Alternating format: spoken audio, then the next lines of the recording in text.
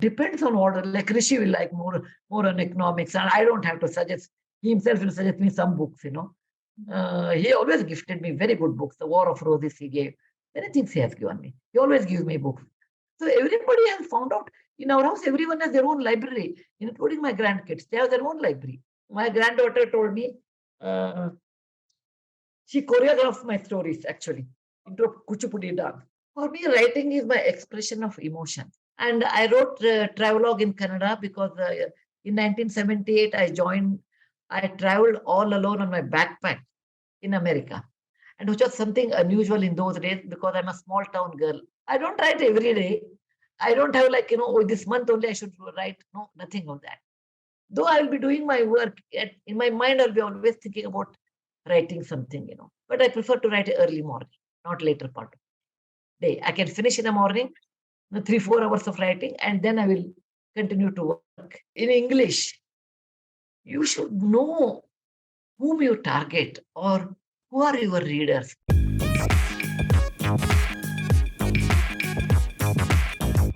Hello and welcome to News 18 Showsha.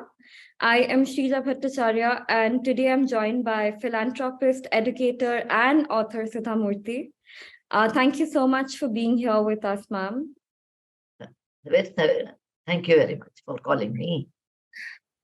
So, first of all, you have such a magnificently diverse repertoire in terms of your writing. You have written short stories, travelogues, non-fiction, books on computer science. Now, it is very difficult to, sort of hit the right chord in each of these genres. How did you manage to do it? Well, I started with a travelogue, because I wrote in Kannada for 25 years, first 25 years. And later I wrote in English. My first book was published in English when I was 52 years old. Yeah. Until that, I wrote in Kannada.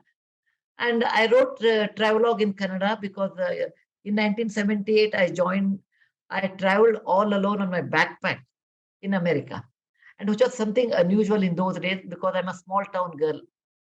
So I wrote that, and some novels I wrote. Then I wrote in computer science for rural people, because it was the introduction of computers in those days. What exactly is computer? How it is connected with the data? How you type and you get the results? All those things in a very simple way. Novels I wrote about 7 to 8, and since 2004, I don't think I've written any novel, because I realized more than novel is non-fiction, which are great lessons in life, are more important than imagination. And then I wrote my Infosys Foundation experiences. Right. So it was not difficult because what work I did, I wrote accordingly. And which of these genres did you find the most difficult to write in, and why? To some extent, writing initially for children was difficult because you should be very careful what words and what theme you choose. Something wrong you talk, that will affect a child's mind. You can't use the word servant, for example. You should be very careful, right? Then you cannot say that fellow is cheating and then that is how the life is. No, you can't write because they will assume the cheating is good. For adult, it is easy. World is like this. So to write for children, also you should keep children mind is always viewing. You have to keep them interested in reading and changing the page to the next page. So you should keep that interest throughout the story. You should not dilute anywhere, otherwise they will leave it and go away. So you should become a child in your mind, and what makes you to enjoy, and how your mind is so unbiased, and that you should understand and then write. So that way, it's not very difficult, but it is not comparatively adult. It's difficult. I want to say. And for someone like you, I'm sure you're, with the foundation work and with so many other engagements, you're constantly occupied. When do you get the time to write, and what is your writing process like? I don't write every day. I don't have like, this month only I should write. No, nothing of that. Though I will be doing my work, in my mind, I'll be always thinking about writing something, And when the emotions accumulate, when the entire structure is ready in my mind, then I take about 10-15 days to write, not much. But I prefer to write early morning, not later part of the day. I can finish in the morning, 3-4 hours of writing, and then I will continue to work, and I will do it probably as early as possible. So you mentioned previously that your first book in English was published when you were 52, and you were writing in Kannada before that. So Yeah. shift from Kannada to English writing. What were some of the challenges that you faced while doing so? Yeah. Actually, I'll tell you first advantage of writing in English. The same book, I wrote in English, Kannada, I wrote in English, same book. For example, Mahashweta in Kannada, Mahashweta in English. Why then otherwise in English and in Kannada, I do those things. The moment you write in English, number one, the spread it is all over India. Second thing, it will be translated immediately into 13, 14 languages, which I never had in Kannada. For example, a person who knows Kannada and Urdu are less. Person who knows Kannada and Bengali are very few, or maybe none. So if you write in English, I have 14, 15 translators are ready to translate. That was the greatest advantage, and readership became very high. The difficulty is where, like in Kannada, you have the dialect nuances. For example, a dialect is spoken in certain area in northern part of Karnataka, which only those people, we can understand. That you cannot translate that in English. That is the difficulty I used to get. Otherwise, the structure-wise, I did not have any problem. The language, getting the exact word, it will take time. And then I realized there are certain things where those words should be used the same as it is, and then explain what it is. Like Sahasra Purna Chandra Darshana is a word. Okay, that means a person lives 84 years or 83 years, some months, some days. I've given that calculation. He or she would have seen 1,000 full moon days. Okay, and there is a kind of a festival at home, or the children and grandchildren will perform something on that day to respect that person. This one, if you do in English, there is no word I can get Sahasra Purna Chandra Darshana. Okay, so I use in quotes Sahasra Purna Chandra Darshana, and then I will explain that. That technique I started, and that helped me a lot. For example, there is a word like Sante in Kannada. It is not a village fair. It is not village festival. It is something entirely different, because that is connected only to Karnataka culture. I'm sure in Bengal also you may be having certain words only Bengalis can understand. And there's no equivalent word in English. So I use Sante in quotes, and then I'd explain what it is. When I started doing that, it became extremely easy and more popular. Now, ma'am, you've written in regional language and you've also written in English language. What do you think are some of the challenges that a regional writer faces in terms of getting their books to, a national platform, maybe? Yeah, people, when you write in English, you should know whom you target or who are your readers. You make it word to word translation technically. That technique may be applicable in vernacular language or your mother tongue. The same technique may not be appreciated in other language. That many people don't understand. So when I write in Kannada, I will have different kind of a technique I use. When I write in English, I use the same story, different kind of technique I do.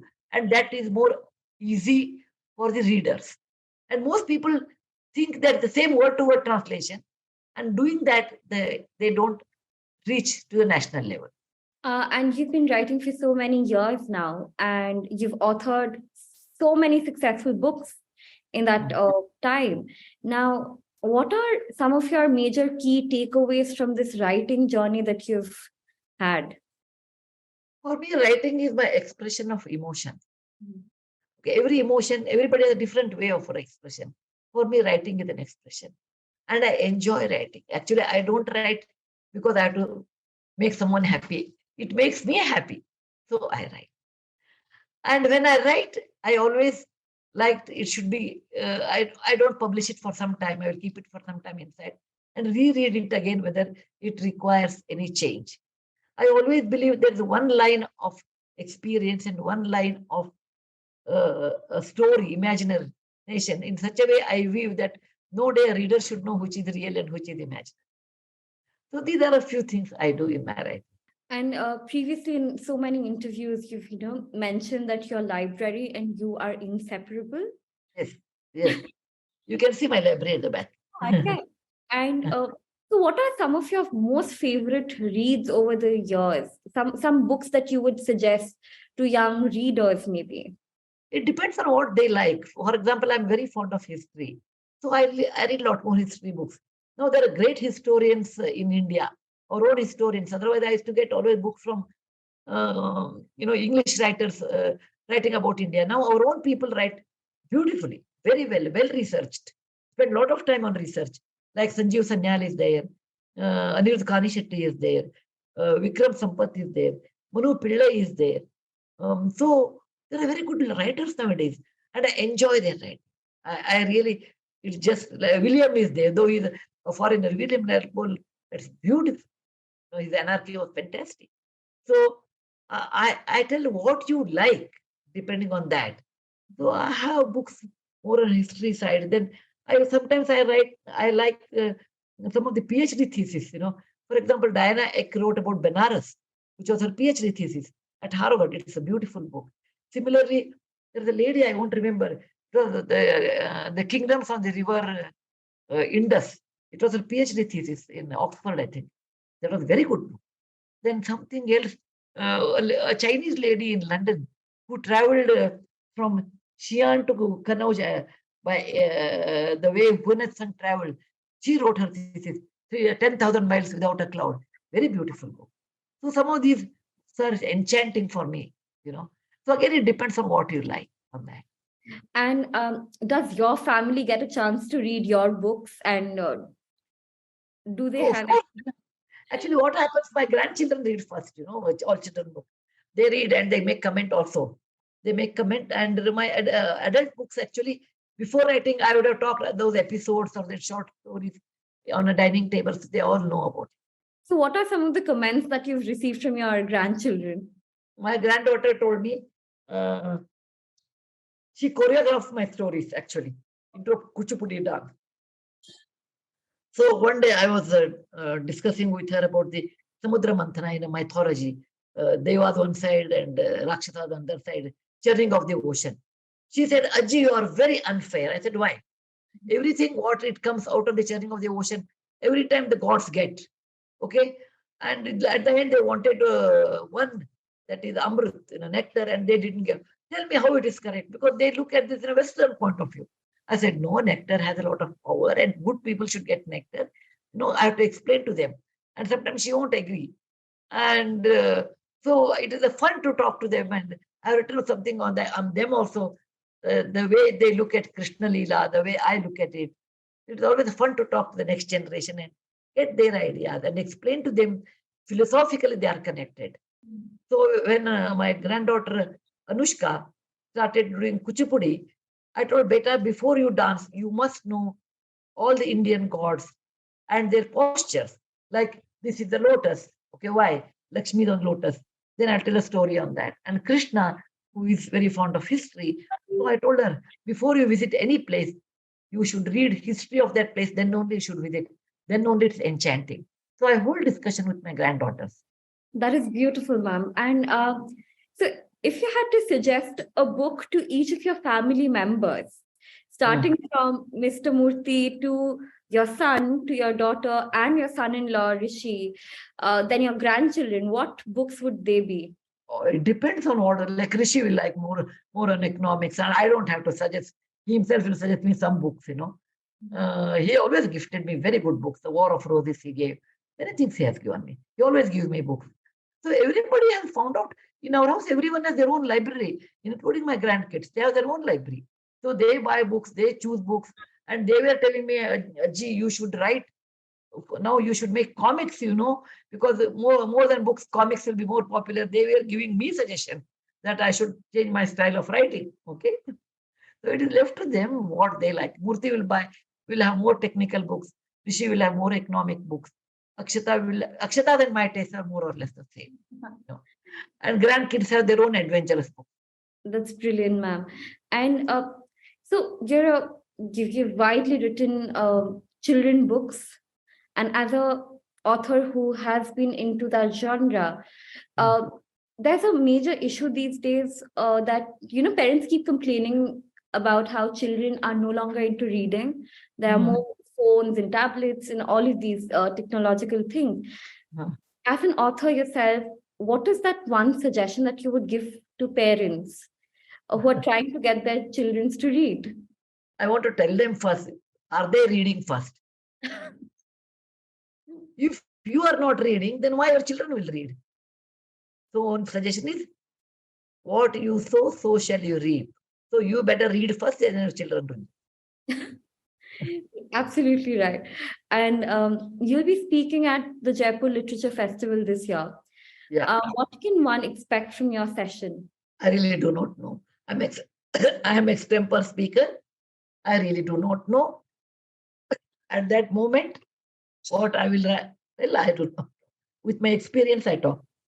And lastly, before we conclude, what are your future goals, ma'am? What all are you writing? What's in the pipeline? And what can we expect? I have 2-3 books in next 2 years. 2 books and a chapter book or something. I normally produce 1 book per year, not more. Well, looking forward to it, and thank you so much, ma'am. Thank you, Shreeja. Have a nice day. Bye. You too, ma'am. Thank you so much. Thank you.